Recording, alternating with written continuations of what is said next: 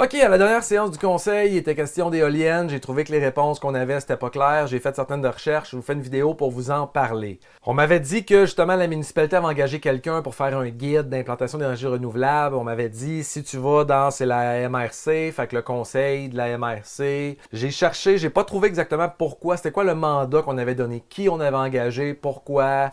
J'ai pas trouvé d'où venait la décision. Par contre, ce que j'ai trouvé, c'est un communiqué de presse qui date du 16 février 2026 qui dit que la MRC de la Matawini, en collaboration avec toutes les MRC de la Naudière, élabore une stratégie régionale, analyser le potentiel de développement des énergies renouvelables. Donc, il y avait ça.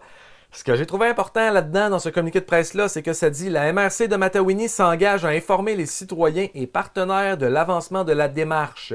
Des communications régulières seront diffusées afin de garantir la transparence et la participation des acteurs concernés. » OK, je comprends que vous dites que vous avez commencé quelque chose, mais là, en ce moment, il y a des compagnies qui viennent faire des séances d'information. Est-ce qu'il s'est passé quelque chose entre les deux qu'on n'a pas su? Et est-ce que vous auriez dû nous en tenir au courant? Je pense que oui, mais comme est-ce que l'information s'est perdue? J'ai écrit à ER La Naudière à Matawini, j'ai pas eu de réponse. J'ai réécrit à une autre adresse pour voir qu'est-ce qu'il y en est. Donc, j'attends ça. Fait que ça, c'est pour ce qui est du côté Matawini. Je suis allé chercher après ça Hydro-Québec, leur information. Fait que oui, ils ont fait une présentation pour les gens qui voulaient soumettre des projets.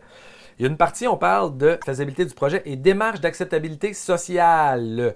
Là-dedans, ce qu'on dit, c'est que la soumission démontre que chaque milieu local qui administre le territoire où est situé le parc éolien appuie formellement le projet. Là, moi, ce que je me demandais, j'ai écrit à Hydro-Québec pour leur demander « Milieu local qui administre le territoire, c'est qui? Nous, on est en territoire public. » Fait qu'est-ce que c'est la municipalité de Saint-Émilie? Est-ce que c'est la MRC de la Matawini? Est-ce que c'est la Naudière? Est-ce que c'est les trois? Fait que je demandais, c'est ça. C'est qui?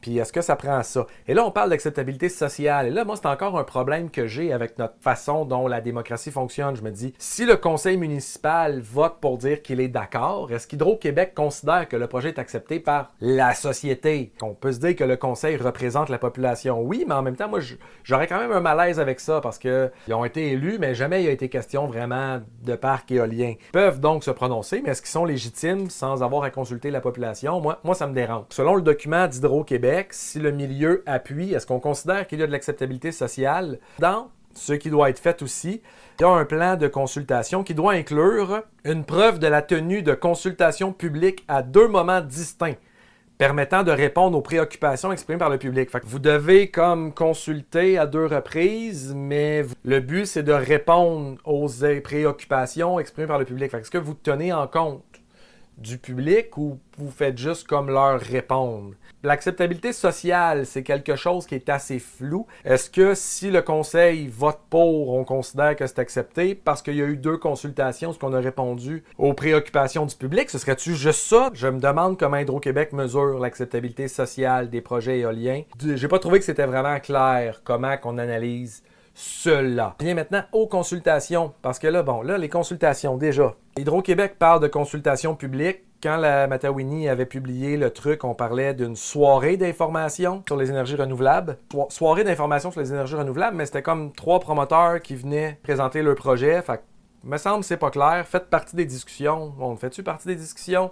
Surtout que ça, il y avait déjà aussi le point que c'était Martin qui, parce que quelqu'un avait demandé si les 3 compagnies qui étaient venues présenter leur projet avaient loué la salle JAL, et Martin leur avait dit qu'il leur avait prêté gratuitement parce que c'était Martin qui avait invité les 3 plutôt que faire 3 fois 2 séances de consultation. Il avait invité tous les promoteurs à venir en même temps la même soirée pour faciliter. Je comprends l'idée de vouloir comme organiser quelque chose, que toute l'information soit à la même place en même temps.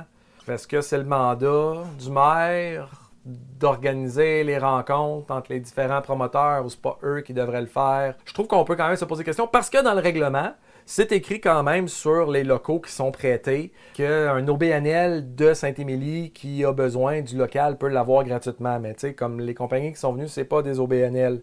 Donc, tu sais, on aurait pu aussi juste leur louer puis comme... Puis si ton désir, c'est d'informer la population et de leur transmettre le plus de documentation possible, et arrangez-vous pour bien connaître vos dossiers lorsqu'on arrive dans les séances du conseil aussi, tu sais. Fait que bref, je trouve ça bizarre. Le plus comme move quand même un peu poche.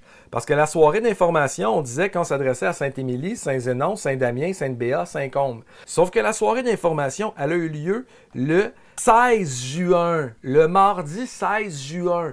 Et ça tombe le 3e mardi du mois. Pourquoi c'est important que ce soit le 3e mardi du mois? Bien, Saint-Damien, les séances du conseil ont lieu le 3e mardi du mois. Donc, tous les conseillers et le maire de Saint-Damien, s'ils voulaient venir à cette séance d'information sur les énergies renouvelables, où on aurait présenté un projet qui a lieu dans leur municipalité, il fallait comme qu'ils manquent leur séance du conseil. Fait que je trouve que c'est juste mal organisé, c'est tout. Je suis juste comme... Pourtant, Hydro-Québec demande aussi comme que l'adresse du site web regroupant l'information sur le projet. Fait qu'il devrait aussi y avoir un site web qui regroupe. Fait que c'est tout. Je trouve que c'est un gros projet, je trouve que ça a des gros impacts, puis je trouve que c'est fait de façon broche à foin. C'est ce que je vous transmets. Alors voilà, j'avais des questions, j'ai trouvé des réponses, et j'ai reposé d'autres questions parce que je trouve que c'est encore trop flou. Fait que je vous reviens sur des prochaines vidéos pour voir c'est quoi la suite des choses là-dessus. Ouais. C'est ça, on se reparle.